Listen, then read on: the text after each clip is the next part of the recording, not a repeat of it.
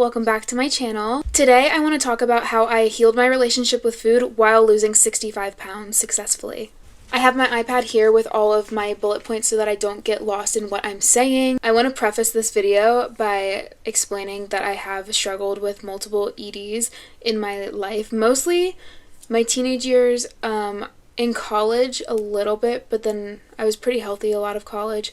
I had a relapse of my binge eating last year. I've seen people on TikTok talk about their, the great binge of whatever year. So I think that mine would be the great binge of 2023. I spent all year last year fixing my relationship with food. If you want to lose weight as somebody who struggles with food, you have to heal your relationship with food or else it's just not going to work. That's what I've learned. And so yes, it was a huge point for me to lose weight because I did put on a ton of weight the year before with how much binging I was doing. But my main focus last year was fixing my relationship with food so that I can continue losing weight long term and not fall off the wagon, because in past years when I've lost a ton of weight, it came back because I didn't have a healthy relationship with food. That's just how it is. A lot of these bullet points that I have are based solely on fixing your relationship with food. So here's how I did it. My biggest tip of all time is to give yourself grace. You are not going to be successful in a weight loss journey or fixing your relationship with food if you don't give yourself grace. You go out, get fast food, okay, whatever. You want a burger? Whatever. Doesn't matter. It's not going to harm you. It's only going to harm you if you do it all the time, which leads me into the next point. You need to have balance, and the balance is between grace and discipline.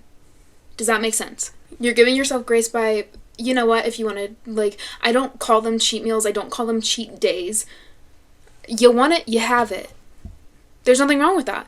However, it's not going to work in the long term if you're going out and getting fast food every single day. There's this woman on TikTok, her name is Smaller Sam, PCOS, or I don't know what her username is, but she did a fast food series where she ordered all of these different low-calorie meals from fast food places. So you can eat fast food as much as you want. Is it going to nourish your body? No. Will it help you lose weight? It could. You just have to decide, do you want a lower-calorie meal versus what you normally get? The discipline comes in with sticking to your caloric deficit. And a healthy caloric deficit is 200 to 500 below your maintenance calories. I use the TDEE calculator. Your maintenance calories will depend on how active you are, how tall you are, your age, whatever. My healthy deficit is around 1,500 calories, and that is at a 500 calorie deficit. Now, I lose weight pretty slowly because I do break my deficit pretty frequently, and that's okay. The weight's still coming off. I'm not gaining weight, it's just a lot slower, but I think that is totally okay, especially because I've been focusing on fixing my relationship with food. My next point, the all or nothing mindset is harmful when it comes to weight loss. And what I mean by this is I have always had an all or nothing mindset. It's always been, okay, so if I start tomorrow, no unhealthy food, none at all. Cold turkey, everything, and it's worked pretty well for me because I have an all or nothing mindset. If I am so determined to do it, I will. And that comes with the cold turkey mindset, You're not going to be successful in the long term with weight loss or healing your relationship with food if you have that mindset. Because it's not all or nothing. That's not how you create healthy habits. Because when I had the all or nothing mindset, if I say, oh, I'm going to start tomorrow, well, guess what I had that night? Probably something so unhealthy that I'm feeling guilty about eating. That happens with EDs. Usually you feel guilty after eating that much. So you're like, tomorrow I'm going hard. Tomorrow I'm going all in for this amount of time. What is going to happen in your mind? For me personally, it's like, okay, well then I have to get rid of this food that I have right here, or else I'm going to eat it tomorrow. So what do? You eat all these excess calories that you don't need. Whereas now, if I eat something high calorie, I'm only eating till I'm satiated and put the rest in the fridge for leftovers the next day. Instead of eating 2,000 calories in this meal, I ate maybe 700, give or take. The rest of it's going in the fridge and I can eat it tomorrow. Opposed to before, I would be eating the 2,000 calories that day, and then the next day I would do another full day of eating. Does that make sense? You just split up the calories instead of eating it all in one day and then more the next day. I've made it a point that I want to travel a ton. With traveling, my biggest tip is do not diet. You want to enjoy it all you can. Do not be worrying about calories. Don't even think about counting calories. Like, it doesn't count. Calories don't count on your birthday. Calories don't count on holidays. Calories don't count when you are making memories with friends and family. They don't matter. What matters is like you living in that moment. When you look at a picture and it brings up a memory for you, you don't remember, oh, there were 400 calories in that.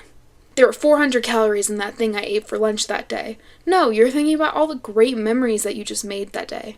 It doesn't matter. Enjoy it, you know? Your memories are more important than the calories that you're consuming, because you're not going to remember how many calories you consumed. You're going to remember the memories. Don't make calories your memories. My last point in this little video is the fact that walking is the best exercise you can possibly do for yourself. And here's why. Walking is the best exercise you can do, especially if you're a woman and especially if you have hormonal imbalances, because it's a low intensity workout. But with a low intensity workout such as walking, it's not going to raise your hunger levels like weightlifting is going to do, because when you weightlift, you're building muscle, and muscle eats more energy. Correct? Yeah, so you're going to be hungrier when you weightlift. And I'm saying there should be a balance, because weightlifting is so good for you and you can burn more calories in the long term the more you lift weights.